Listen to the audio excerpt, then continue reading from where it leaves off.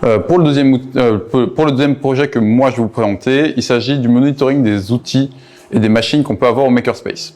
Actuellement, on n'a pas de monitoring dessus, donc on ne peut pas avoir de connaissance à distance de ce qui se passe ici au Makerspace. L'idée serait donc d'installer des caméras pour certains appareils et surtout des capteurs, que ce soit thermiques ou de mouvement, pour ceci. Encore une fois, ça doit être relié à l'intranet, on doit avoir une diffusion des flux, qu'on puisse les récupérer et qu'on puisse justement vérifier qu'il n'y a aucun problème et qu'on puisse intervenir s'il y en a.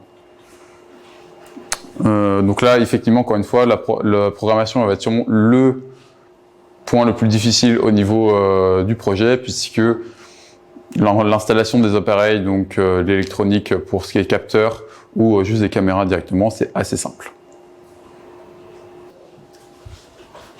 Voilà le projet Enigma. Alors, c'est assez simple. Je pense que beaucoup d'entre vous connaissent la machine Enigma, que Alan Turing a déchiffré pendant la Seconde Guerre mondiale et qui servait donc à chiffrer les conversations des forces allemandes.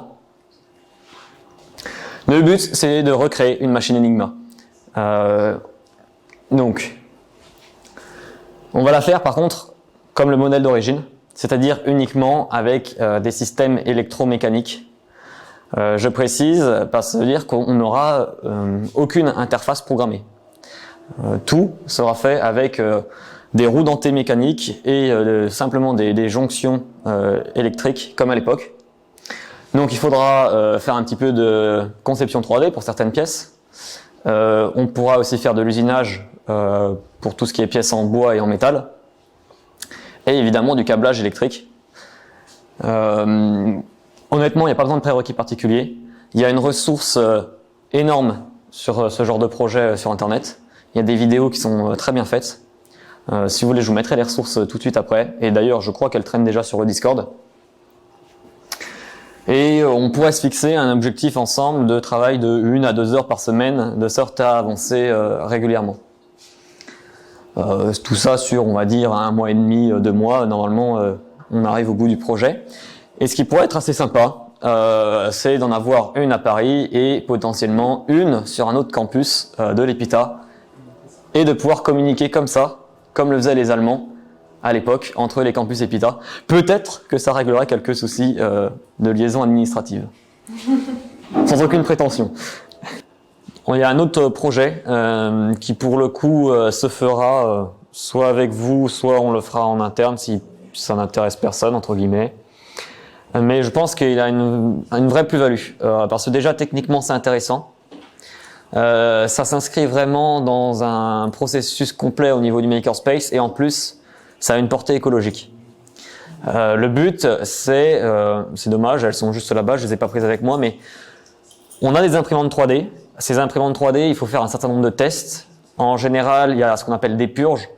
Et donc, on a tout un lot de filaments de toutes les couleurs qui sortent de l'imprimante et qui sont inutilisables, ou des pièces qui ont raté, donc qui sont inutilisables. C'est du plastique.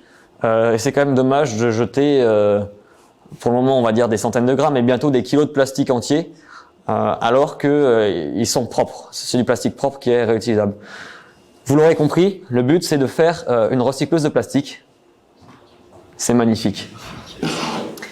Merci. Donc vous voyez ce que je vous disais, soit des pièces ratées, soit les filaments de purge.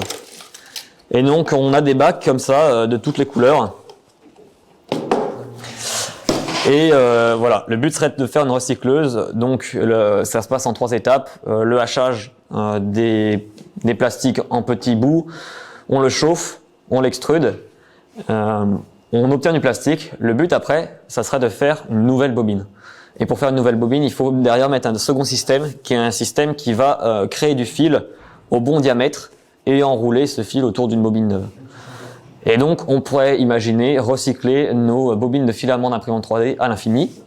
Et si ce projet est concluant, on pourrait aussi imaginer collecter ces filaments. Que ça soit d'autres Fab Labs, que ça soit des particuliers qui ont des imprimantes 3D, on pourrait imaginer faire un point de collecte et en échange de 1 kg de plastique usagé redonner 500 grammes de bobines neuves.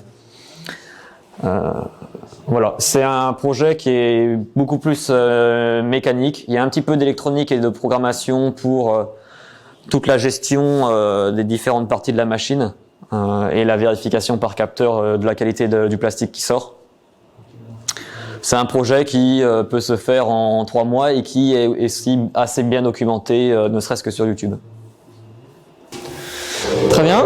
Après, on a quelques projets annexes de l'atelier.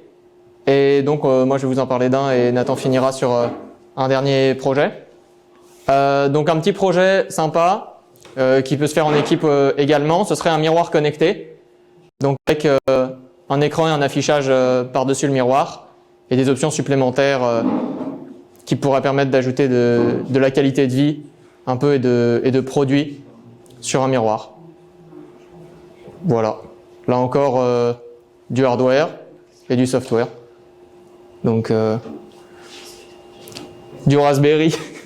Du Raspberry, et puis donc, comme je l'ai dit, du software avec à la fois mettre la météo, l'agenda, et un peu, voilà, quelques fonctionnalités supplémentaires, comme je l'ai dit. Donc du coup, pour le dernier projet, j'aime bien mêler les différentes passions que j'ai dans la vie. Et donc du coup, en ce moment, je m'intéresse vraiment beaucoup à la musique. Et j'avais bien envie de transformer un outil de musique classique, donc un synthétiseur, en un outil que je peux construire moi-même. Donc du coup, il y avait plusieurs manières d'aborder le problème. Mais la version que je vais vous présenter ici, c'est une version qui est plutôt basique, avec laquelle la plupart des gens peuvent démarrer. Et donc ça va pas se concentrer sur la production du son, parce que ça c'est plus technique, c'est quelque chose qu'on pourrait faire après par exemple, mais ça va être vraiment construire le clavier du synthétiseur. Donc ça a été très bien documenté, il y a beaucoup de projets qui existent à ce sujet. Et ce que je vous présente là, c'est une version du projet que j'ai trouvé vraiment sympa, où on va avoir une partie conception 3D et impression 3D, donc c'est-à-dire qu'on va imprimer des pièces qui vont permettre de recevoir tout l'outillage électronique. Donc, on va venir insérer un Arduino, on va venir insérer des LED, des switches, etc. Ensuite, avec ça, on cale un petit peu de programmation et on relie le tout à un ordinateur et de manière très visuelle, comme un clavier classique, en appuyant sur les switches, ça va transmettre le signal à l'ordinateur et on va avoir un vrai clavier MIDI qu'on aura construit nous-mêmes. Donc c'est quelque chose qui est assez facile à faire. Très honnêtement, c'est pas très long, c'est très bien documenté et c'est quelque chose dont c'est très facile de démarrer, on va dire, si jamais vous en avez jamais fait avec un projet comme celui-là. Et après, vous pouvez vraiment l'améliorer en disant j'ai envie de faire ma propre production du son, donc je vais commencer à me renseigner à ce niveau-là. Donc c'est vraiment un projet où il y a beaucoup d'améliorations autour et je pense que c'est un très bon moyen pour tout le monde de démarrer. Voilà.